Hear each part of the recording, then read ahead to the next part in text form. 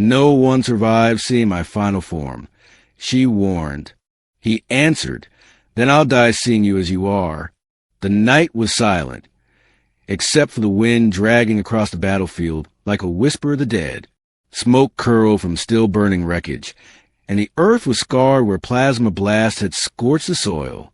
Bodies lay in still heaps, both human and alien. The war had left few survivors. Captain Elias Wren limped forward, his side burning from a fresh wound. His weapon was gone. His squad was gone. But he was still breathing, and that counted for something. Then she appeared. At first, she looked human or close enough. Her silhouette was feminine, her voice melodic, but her eyes glowed a deep violet, and her skin shimmered faintly with patterns that shifted like ink in water. I warned them not to send more humans, she said, stepping from the mist. Elias swallowed. And yet here I am.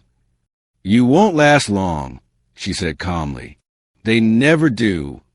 I've lasted longer than most, he replied, trying and keep the pain out of his voice. She tilted her head. You bleed. You tremble. And still you stand. He nodded. Standing's all I've got left. She studied him in silence for a long moment. Do you know who I am? He nodded again. Virelia, last of the Duskborn, commander of the Abyss Fleet. They call you the End Shade. And still you approach me. I wasn't given much choice. There's always a choice. Elias gave a bitter smile. I've already chosen.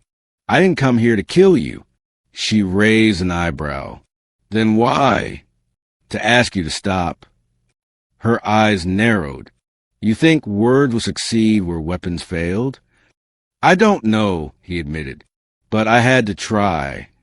She stepped closer. He didn't flinch. Her expression softened slightly, just for a second. You know, she said, no one who sees my final form survives. I've heard.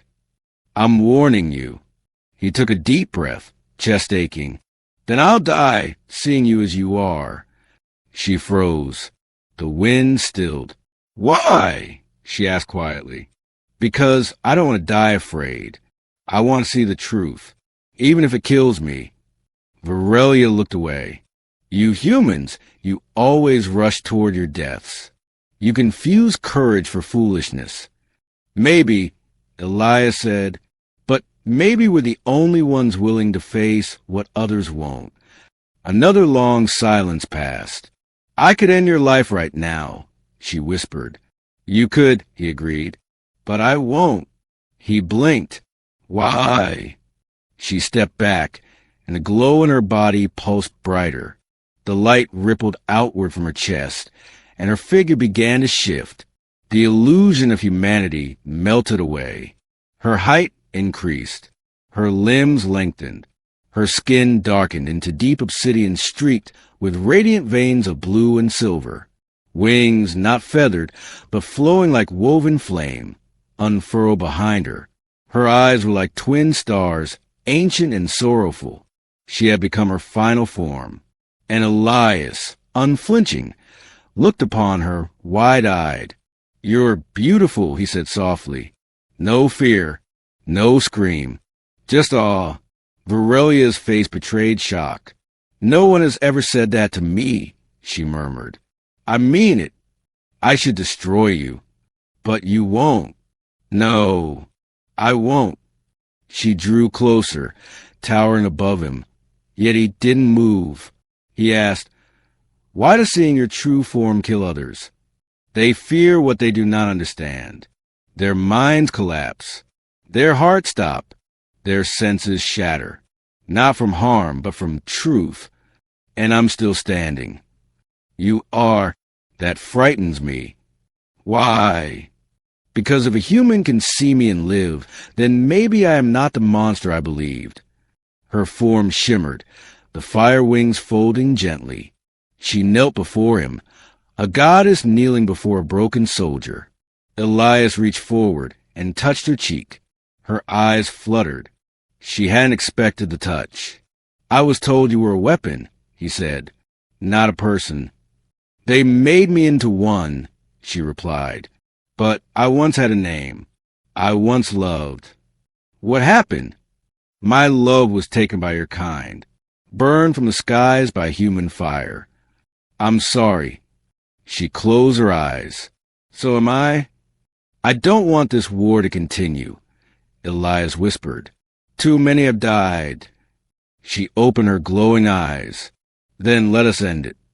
He blinked, just like that. No, she said, not easily, but perhaps together. He nodded. Together. The following days were chaos.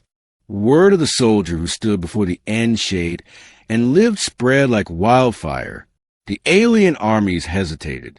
The human fleets paused. For the first time in years, both sides lowered their weapons. And when Virelia returned, not as a destroyer, but as a diplomat, standing beside her was Elias, bandaged but unbroken. There were protests, sabotage, hatred, but also hope. The galaxy learned that even at the edge of extinction, understanding was possible. Peace could be more powerful than any plasma cannon. And sometimes the heart of a broken soldier could change the fate of stars. One night, long after the war had ended, Elias stood on a balcony, watching the starlight ripple across the rebuilt capital. Virelia joined him, in her human-like form again, though her eyes always held galaxies. You never told me why you truly didn't kill me, he said.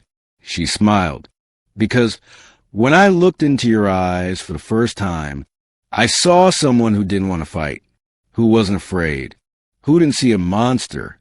He turned to her. I saw you, and I saw the future. She leaned against him. I still remember the moment you said those words, she whispered. Then I'll die seeing you as you are. I meant them. She nodded. I know. And from that moment on, the galaxy remembered not just the war, but the day peace began with a soldier's gaze and an alien goddess's truth.